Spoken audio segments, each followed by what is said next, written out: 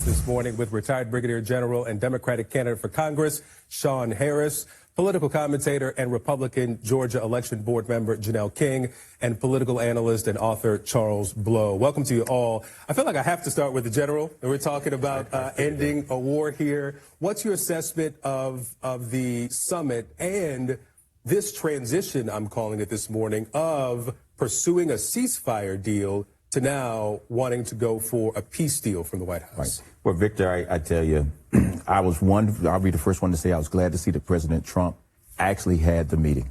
That was a plus. The reality of it is, as we're talking about today, we really didn't get anything out of this. Now, the question will come into play is what will actually happen next week when he meets with the president from Zelensky.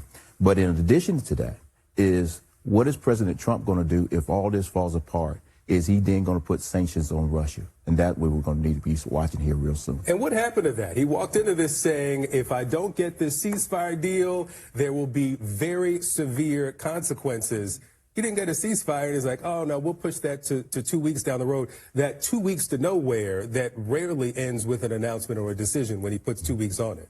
Well, I happen to think that a peace deal is better than a ceasefire because a peace deal means a ceasefire, right? When you have peace, then we don't have war. The fact of the matter is, I do think that President Trump is operating in the art of the deal. He is negotiating, and I think he knew going into this that there was going to be some adjustments. I mean, you can't predict the future. However, you can assess it. And I do think that what he was assessing was whether or not he would have a good conversation with President Putin. I do think that the biggest thing that came out of this is that they started the conversation, and that's more than what we can say for the last previous president. And I do think that that will lead to some positive gains. Charles, it sounds like the three-dimensional chess description that the president's supporters have described for years, that he knows exactly what he's doing here. Well, that's the kind of artifice you have to put on it when things are falling apart, and it makes no sense, right? So this makes no sense for us in the U.S. Putin got a lot out of it. Putin has been a pariah. He, in all of the West, there's an international a warrant out for his arrest for war crimes in Ukraine. The U.S. itself has had sanctions on Putin for the last 3 years, I guess it is. And yet President Trump rolls out literally a red carpet for him, and it kind of takes him out of that isolation. So, of course, the Russians are cheering this morning for what this meeting meant for them.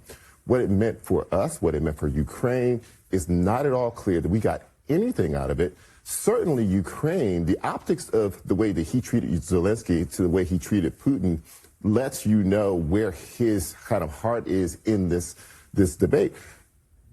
Putin is the aggressor here. Are we going to see any deal that comes out of this that does not reward that aggression? That is really important for us and for the Western world to have on the table and have resolved.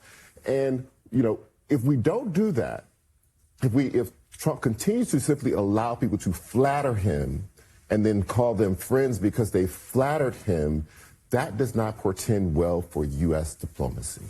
If I can add, you know, just to be clear, we are not at war with Russia and we are not at war with Ukraine. We are the mediator in the room. So showing diplomacy and being able to have a discussion with both parties is a positive thing. The comment about rolling out the red carpet, we didn't just roll out the red carpet. We also flew a B-2 over his head. We made sure Russia understood that we are the power structure, and there's no other country in this world that can sit down between these two countries and serve as a mediator. And I think that shows strength. It is wrong to suggest that we are some sort of bystander or trying to middleman only. We are part of the West. We're part of NATO.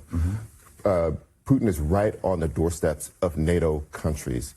And if we do not hold the ground in Ukraine, not just because they are democracy and should not have been invaded by this man and by this country in the first place, but because they're right on the doorsteps of the West, of NATO, in which case, if any of them are attacked, we must respond. And so it is in our interest, it is in the West's interest, it is in the world's interest that this not be allowed to happen, because there's nothing that says that Putin will stop with Ukraine. My last point very quickly is that, to be clear, Ukraine, and we made it very clear that Ukraine is not going to be a part of NATO. We do not support Ukraine becoming a part of NATO. So to pretend or act as if we should lean more in that direction kind of sends the message that we support them being a part of NATO. The fact of the matter is we have to make sure that, particularly with Russia, that we have a firm relationship with them, considering the fact that they are literally 2 miles away from Alaska. So it's important to make sure we maintain that. But I would tell you,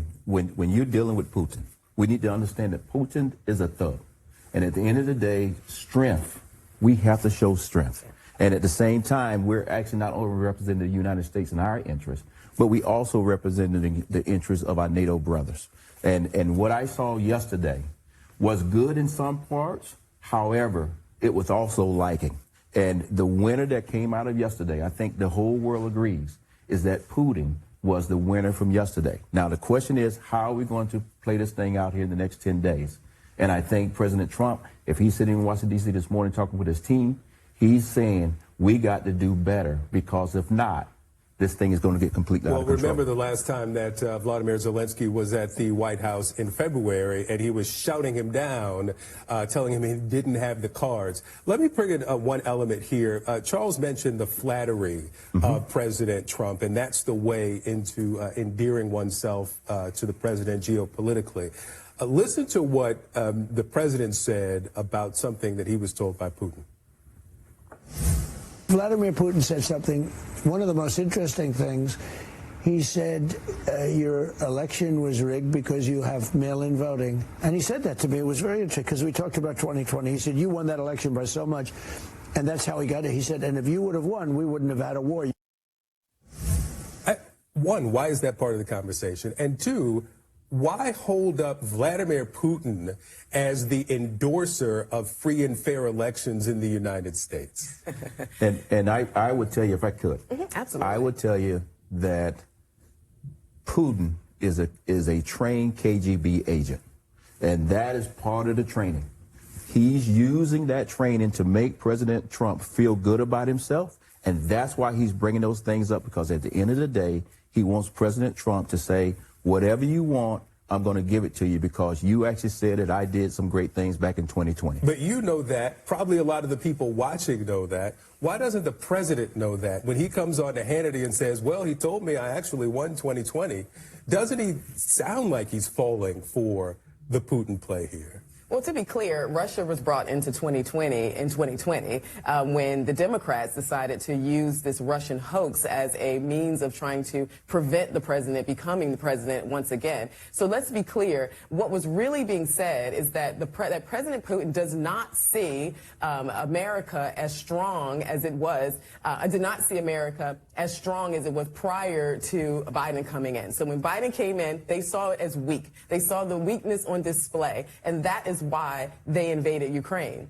That is the message. That is what was being sent there. We can make it about anything else, but the fact of the matter is he sees Trump as strength and he saw Biden as weakness. Or he was telling President Trump what he said over and over for the last 6 months to endear himself to get whatever deal Putin wants. We got to put a pause here. I know, Charles. I know. We got to put a pause here. But we will have you back in a few minutes. We've got a lot more to talk about.